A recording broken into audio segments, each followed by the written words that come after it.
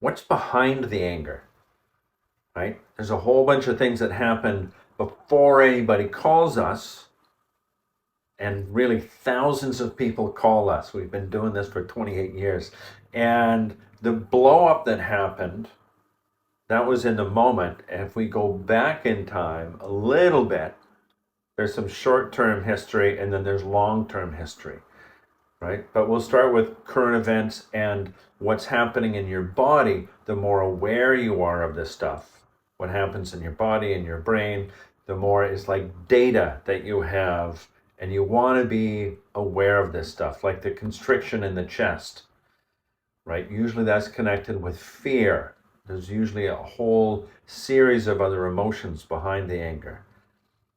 And that's a constriction, a tightening. Sometimes there's pressure. Feels like it affects your breathing because it does. And a little bit, well, a little bit. Also, there is the heart.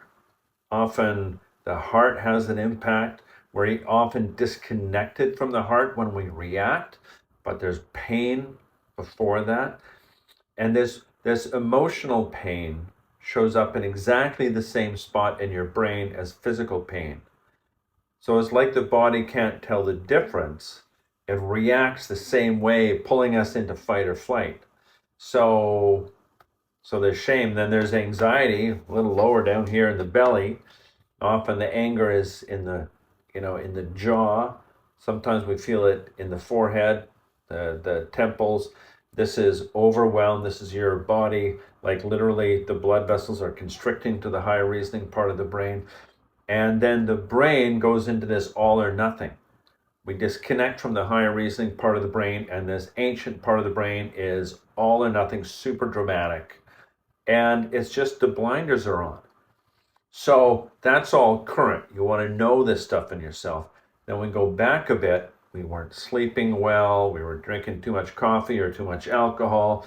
And our life wasn't going well. We weren't inspired every day when we were waking up.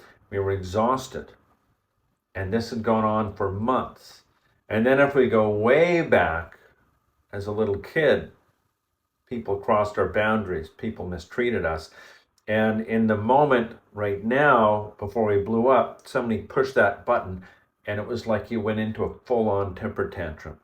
The more we escalate into fight or flight, the more our emotional maturity level drops, like down to 2 years old or 4 years old or 6 years old.